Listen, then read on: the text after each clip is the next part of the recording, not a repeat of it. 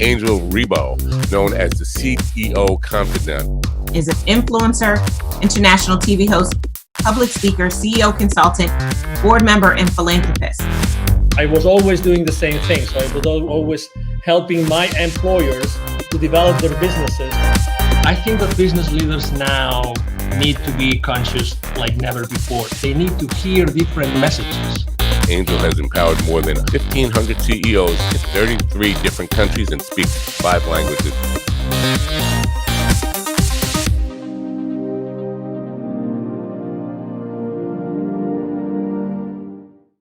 Hello, everybody. This is Angel Rebo, the CEO Confidant, and also the president and co-founder of the Wisdom for Kids Foundation.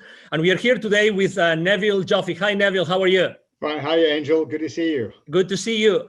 Absolutely. So for those that don't know Neville Joffe still, he is an executive educator. And, for the last 25 years, he's trained more than 20,000 C-level executives and business operators in order to help them understand the financial implications of their business decisions. And he's done that with very, very large corporations in the world, like, Campbell Soup, Bombardier, or Hallmark Cards, and so many others. So welcome to the show, Neville. How are you today? Yeah, wonderful. Thank you, Angel. Wonderful. So let's start because, we started this series of talking about the different chapters of your book, the latest of your books, which is the Baker's Dozen Rules of Highly Successful Business Operators that you see here. And I wanted to talk today about the chapter 7, which has a very, very nice title, which is Revenues Are Vanity, Profits Are Sanity, and Cash Flow is Reality. What is behind that subtle title, Neville? Angel, over the years, I've looking at publicly traded financial statements, speaking to business owners, operators, executives, boards of companies.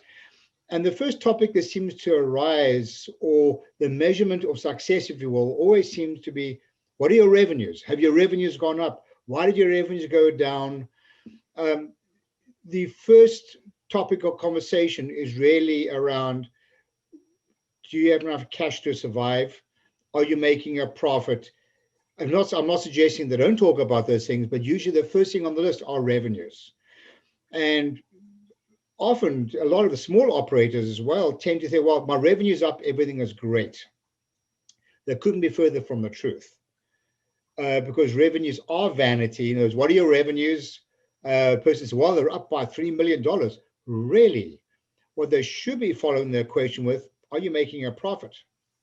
And right. If you are making a profit, they should be asking, do you have any cash to stay alive in your business? How about your cash flow? So then, hence, that's why I came up with this chapter, revenues are vanity, profits are sanity. You need to make profits if you want to sustain your profits and cash flow in your business.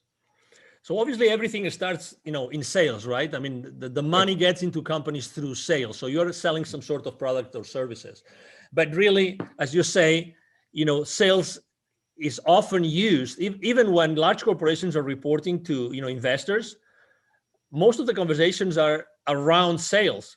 Why do you think this is consistently like, the profits and revenues are consistently like a blind spot on those conversations?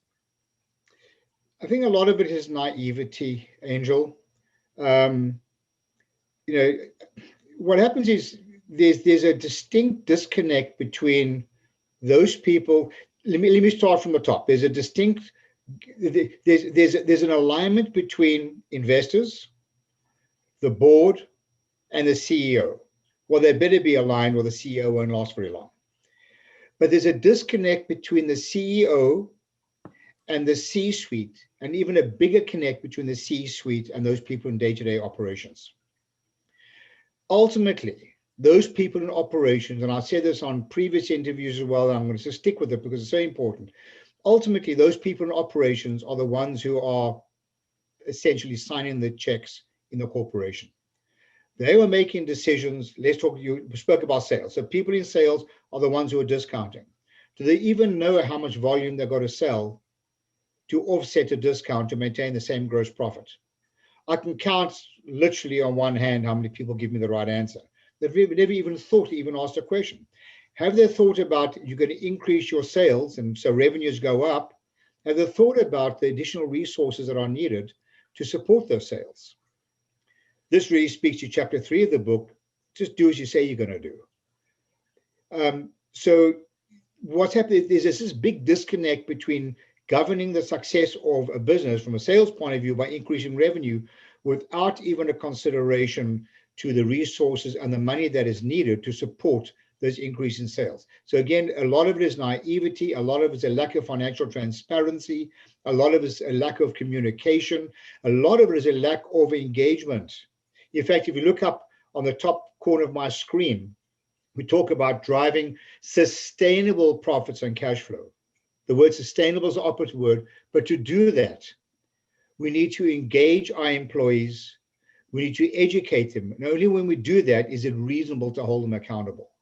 So a lot of this is a big disconnect in communication and education. All right, we have identified this issue, this problem, this blind spot. What can we do to fix it? First of all, another chapter we'll talk about later on is not everything interesting is useful. Right. And don't evaluate numbers in isolation. So the way to fix this is to deal with the root cause of the problem, not the symptoms, and not to keep doing the wrong thing more efficiently. We need to do the right thing more effectively.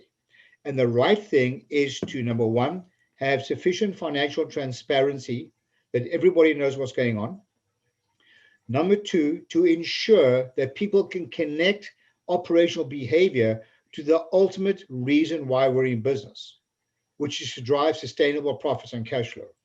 Otherwise, they're operating in a vacuum. They're looking at numbers in isolation. That is the root cause of the problem. So if people get educated, understand the implications, and learn to communicate with each other through engagement, that is the root cause of the problem. I'm not suggesting it's a perfect solution, but one thing's for absolute certain, it will resolve a lot of issues. You know, often when I've worked with these large corporations, Angel, and we're customizing our training programs, our business literacy training programs, I'll often hear that the company has a lot of problems. By the time I'm finished customizing it, they realize you don't have a lot of problems. You have a lot of the same problem.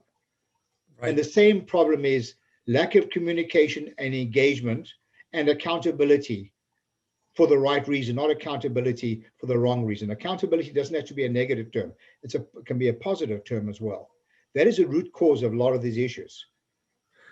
So according to your experience, what happens after you deliver that education, that training? What do you typically see that happens immediately in that company, that organization? Well, there are a lot of things that happen, but in the interest of time, I think the first thing that comes to mind is that there's an adjustment of the KPIs and the metrics that are expected for your people to read. I've seen this happen so often. It comes to budget time, and we'll using salespeople, whatever, we'll get a list like this, 500 line items on a budget. What happens is the average person's eyes glaze over. They just become overwhelmed with information instead of sticking to what is useful, not just interesting. So the first thing that usually happens is, and the first chapter in my book is called Managing Expectations. The first thing that happens is the accounting department become aware of what is actually needed to move the needle. Don't throw a lot of stuff at everybody because it doesn't move the needle in any way. All that happens is people's eyes glaze over. That is an absolute reality. And another issue is that financial literacy, business acumen is usually the elephant in the room because people become intimidated by it because the average level of literacy, according to our testing, and as you alluded to earlier, we've taught a lot of people, is less than 40%. Doing simple math, that means people are 60% illiterate. So can you imagine how many decisions are made in a vacuum without understanding the implications? So the first thing that usually happens is usually there's a stronger alignment between finance and people in operations of the organization. They narrow this gap without boring them with a lot of unnecessary information. If people would like to know more, Neville, what's their best way to connect with you? Oh man, I love a good debate. Just contact me at my email address, Neville, that's Neville, at bizwisdom. That's bizwisdom.com. Neville at bizwisdom.com. I'd love to chat with you and take us to another level. Excellent. Thank you very much for being with us today, Neville. It's been a pleasure. And for everybody, watching us today, thank you for being with us today. I'm sure that you have enjoyed this conversation with Neville Joffe as much as we have, and hope to see you soon in our next show. Have a wonderful day. Goodbye. Thanks, Angel. Thanks, everyone. Bye. Thank you so much for watching our show today. The entire team of the CEO Confidant appreciates your time and attention. If you think that you are a good fit for the CEO Confidant TV, please connect with us on LinkedIn. We hope that you enjoyed today's show as much as we did. See you soon. Angel Rivo, the CEO Confidant. Email address angel@angelrivo.com. Don't forget to follow me on LinkedIn. Thank you.